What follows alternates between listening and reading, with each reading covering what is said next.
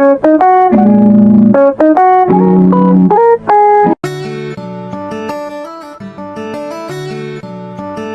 semuanya, kami dari kelompok 6 akan mempresentasikan hasil kerja kami tentang SOP atau Standard Operational Procedure pembuatan surat bebas lab. Namun sebelumnya saya akan memperkenalkan anggota kelompok kami.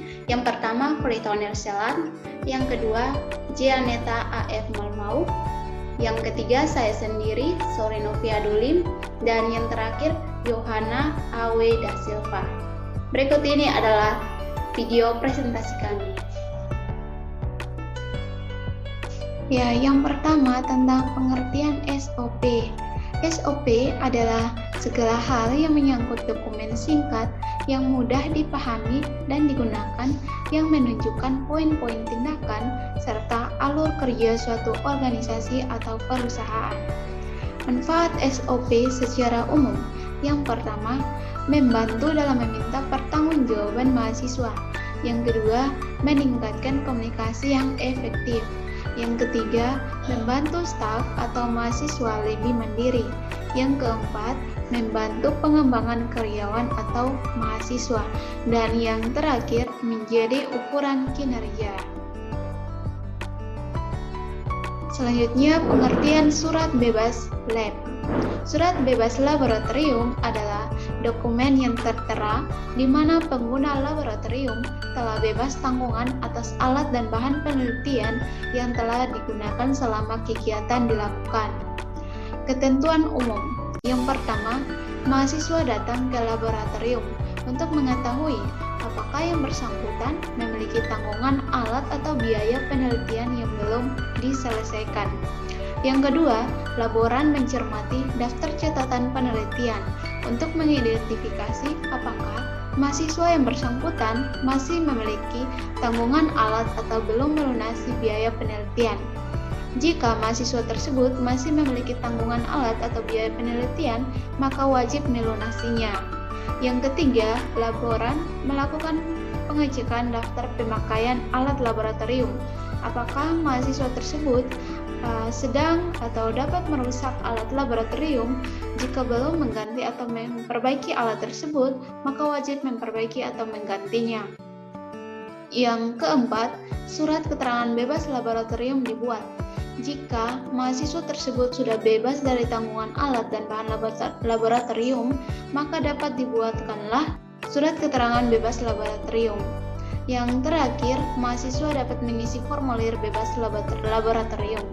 Jadi formulir bebas laboratorium dibuat rangkap dua, yang satunya untuk diarsipkan di laboratorium dan yang satunya untuk mahasiswa yang bersangkutan. Selanjutnya, ketentuan khusus. Yang pertama, laboran telah membuat surat keterangan bebas laboratorium, maka formulir bebas laboratorium dibuat rangkap dua, yang satu untuk arsip laboratorium dan satunya untuk mahasiswa yang bersangkutan. Ketentuan khusus yang kedua yaitu mahasiswa menerima surat keterangan bebas laboratorium jika sudah ditandatangani oleh ketua laboratorium. Dan yang terakhir yaitu surat keterangan bebas laboratorium tersebut dapat digunakan untuk administrasi yang bersangkutan. Ya, selanjutnya diagram alur atau prosedur pembuatan surat. Nah, pada aktivitas yang pertama, mahasiswa melengkapi persyaratan dan melakukan pengecekan tanggungan alat dan bahan di laboratorium serta mengurus surat keterangan bebas laboratorium. Nah, hal ini dilakukan oleh seorang mahasiswa dan melakukan pengecekan pada seorang laboran dengan persyaratan atau perlengkapan laporan pemakaian alat dan bahan dalam jangka waktu sehari dan outputnya keterangan laporan pemakaian alat dan bahan. Pada aktivitas yang kedua yaitu laboran mengkonfirmasi apakah mahasiswa tersebut telah bebas dari tanggungan alat dan bahan laboratorium. Nah, hal ini dilakukan atau dilaksanakan oleh seorang laboran. Beliau akan mempertimbangkan atau mengambil keputusan apakah mahasiswa tersebut telah bebas dari tanggungan atau belum. Nah, dengan persyaratan atau perlengkapan dapat menolak apabila belum bebas dari tanggungan alat dan bahan dalam jangka waktunya sehari dan outputnya daftar laporan pemakaian alat dan bahan laboratorium. Pada aktivitas yang ketiga, yaitu jika mahasiswa sudah bebas dari tanggungan laboratorium, maka laboran membuat surat keterangan bebas laboratorium. Nah, hal ini dilakukan oleh seorang laboran dengan persyaratan atau perlengkapan format surat atau formulir surat keterangan bebas laboratorium dalam jangka waktu sehari dan outputnya surat keterangan bebas laboratorium. Pada aktivitas keempat, yaitu kepala laboratorium menandatangani surat keterangan bebas laboratorium. Hal ini dilakukan oleh ketua laboratorium dengan persyaratan atau perlengkapan surat keterangan bebas laboratorium dalam jangka waktunya 2 hari dan outputnya surat keterangan bebas laboratorium.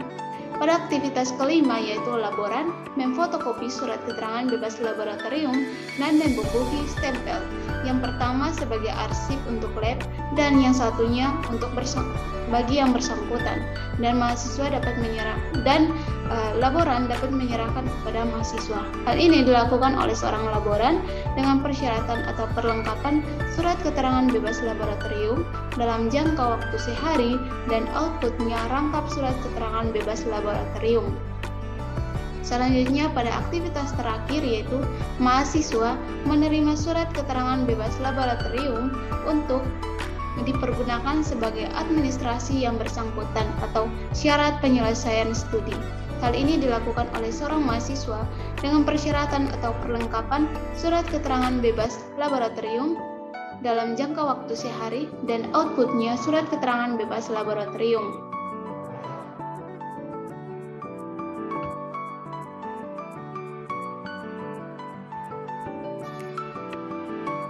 Ya, selanjutnya ini adalah contoh format surat keterangan bebas lab.